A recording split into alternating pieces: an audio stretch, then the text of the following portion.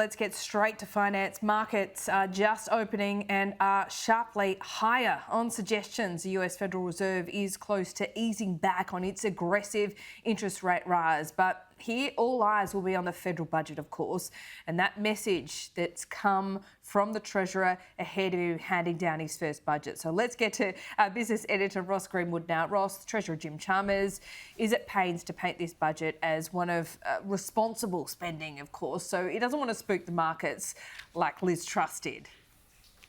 Precisely. That is exactly what it's all about. And so far, I can tell you that markets are not spooked.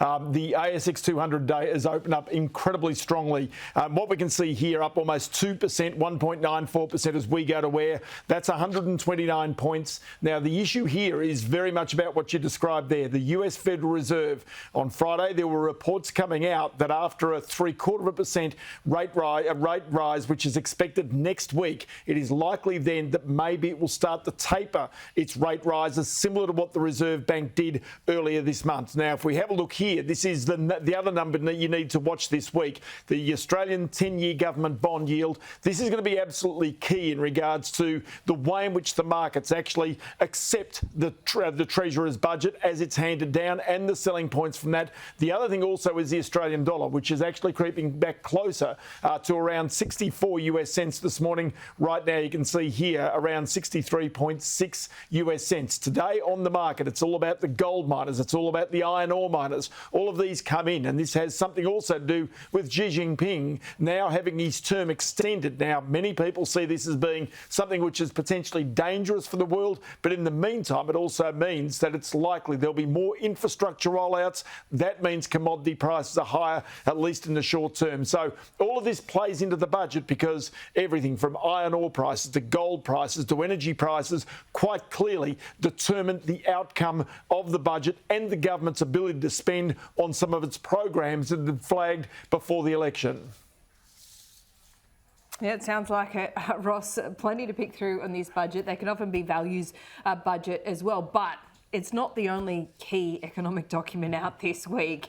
In fact, there's plenty of information out there that has the potential to significantly affect the markets, inflation being one of them, of course. No, that's so true, Laura. And look, if we go through the week's calendar and just have a quick look and see what's coming up during the week, you can see here the federal budget tomorrow. Now, that's the important one. Clearly, that gives us some view. But then the inflation numbers come out on Wednesday.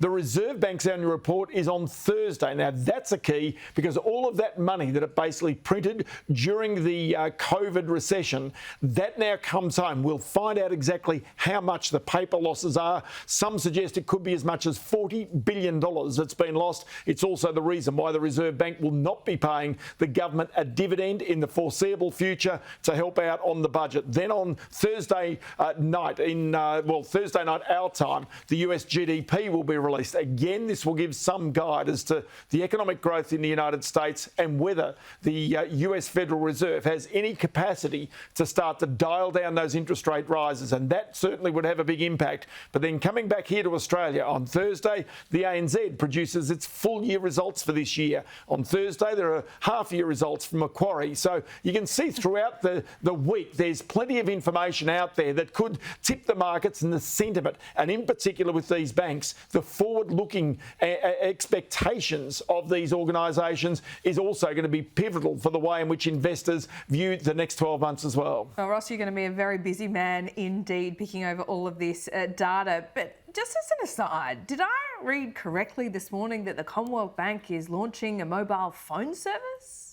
You sure did. It's quite an astonishing thing. So now, of course, any incentive to keep a customer or indeed to get a new customer is going to be out there. And so what they've done is linked up with a company which is called More Telecom. Now, just to explain More Telecom, the founders were behind another business called Tangerine. One of them is Richard Branson. It's not that Richard Branson, it's a different one. Richard and Andrew Branson both come from the UK, are not related to Sir Richard Branson. But they've done a deal with the Commonwealth Bank, which means customers customers will get a significant discount on their mobile phone bills, which comes down from, I think it's about $62 to $44 per month. And this follows a successful campaign where customers who basically did qualify were able to get free internet from the Commonwealth Bank if they were home loan customers for up to 3 years with this same organisation. So you can see the way in which they're trying to basically, give the inducements to customers to stick around and not go somewhere else, includes now telecommunications.